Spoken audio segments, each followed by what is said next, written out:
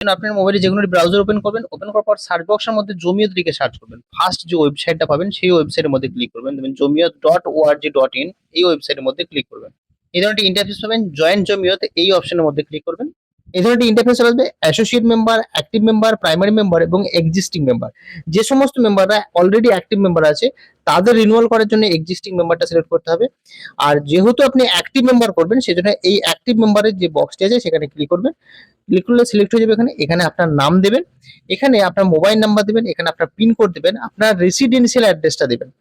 এরপর এখানে যে ক্যাপচাটা আছে সেই ক্যাপচাটা এখানে টাইপ করবেন, টাইপ করার পর সাবমিট অপশনে ক্লিক করবেন। আপনার কাছে এই ধরনের পপআপ মেসেজ আসবে, ওকে অপশনে ক্লিক করবেন।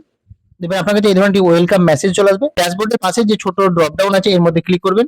ক্লিক করলে দেখবেন আপনার নাম, মোবাইল নাম্বার ইত্যাদি দেবেন, শো করছে। পে মেম্বারশিপ ফি এর মধ্যে ক্লিক করবেন। আপনার কাছে এই ধরনের ইন্টারফেস চলে আসবে। এখানে আইডেন্টি প্রুফ হিসাবে ডকুমেন্টস আপলোড করতে হবে। এই টাইপে দেখুন প্যান কার্ড সিলেক্ট হয়েছে, এখানে ক্লিক করবেন। ক্লিক করলে দেখুন প্যান কার্ড, আধার কার্ড এবং পাসপোর্ট এখানে যে কোনো একটি সিলেক্ট করবেন। সিলেক্ট করার পর সেই ডকুমেন্টসটাকে এখানে আপলোড করার জন্য, একটা ইমেজ ফাইল আপলোড করার জন্য চুজ ফাইলে ক্লিক করবেন। চুজ ফাইলে ক্লিক করে আপনার ডকুমেন্টসটাকে সিলেক্ট করবেন। সিলেক্ট করার পর ডান অপশনে ক্লিক করবেন এবং সেই ফাইলটি দেবেন, এখানে আপলোড হয়ে যাবে। করেন বা আপনি যদি 100 প্রাইমারি মেম্বার করেন তবেই কিন্তু আপনি অ্যাক্টিভ মেম্বার পাবেন। এখানে 100 লিখবেন। এবার এই চেক বক্সের মধ্যে ক্লিক করে এটাকে টিক চিহ্ন হয়ে যাবে। এবার সাবমিট অপশনে ক্লিক করবেন। সাবমিট অপশনে ক্লিক করলে দেবেন এখানে আধার কার্ডটা আপনার অলরেডি আপলোড দেখাবে, আপনি প্রয়োজনে এডিট করতে পারবেন। এবারে দেখুন আপনি 100 মেম্বার যে আপনি অফলাইনে করেছেন সেটা এখানে দেবেন, অ্যাড হয়ে যাবে। দেখুন মেম্বার ফিস দেখুন 300 টাকা লেখা আছে, অর্থাৎ অ্যাক্টিভ মেম্বারের জন্য 300 টাকা আপনাকে পে করতে হবে। পে করার জন্য পে নাও এই অপশনে ক্লিক করবেন। পে নাও অপশনে ক্লিক করলে দেবেন আপনার কাছে এই ধরনের পেমেন্টের অনেকগুলো গেটওয়ে চলে আসবে। আপনি যে কোনো একটি মাধ্যম দিয়ে পেমেন্ট করতে পারেন, সেটা যে মাধ্যম দিয়ে পেমেন্ট করতে চান সেটাকে এইভাবে সিলেক্ট করবেন। ফোনের যে পিন সে পিন দেবেন আপনার। ফোনপের মধ্যে যতগুলো ব্যাংক লিঙ্ক আছে সমস্ত ব্যাংকের নামগুলো এখানে শো করবে। আপনি যে ব্যাংকের মাধ্যমে পেমেন্ট করতে চাইবেন সেই ব্যাংকটাকে এইভাবে সিলেক্ট করে নেবেন। সিলেক্ট করার পর পে অপশনে ক্লিক করবেন। এখানে আপনার পিনটা টাইপ করবেন, টাইপ করার পর পে অপশনে ক্লিক করবেন।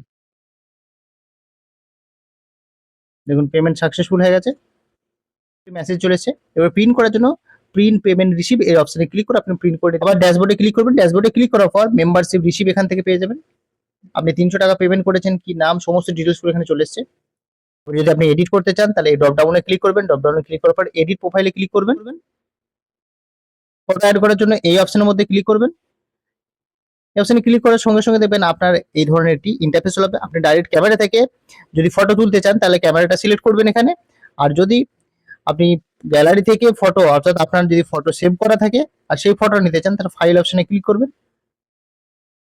আপনি ফটোটা সিলেক্ট করে নেবেন, এইভাবে ফটো দেবেন, আপনার অ্যাড হয়ে যাবে। এবার সেভ অপশনে ক্লিক করবেন। এখানে আপনার ফাদার্স নেম, এখানে আপনার ডেট অফ বার্থ দিয়ে এখানে আপডেট অপশনে ক্লিক করবেন। আপনার প্রোফাইলটা দেবেন, আপডেট সাকসেসফুলি হয়ে যাবে। এইভাবে কিন্তু আপনি সহজেই সমস্ত ডিটেলস গুলো এগুলো করে নিতে পারবেন।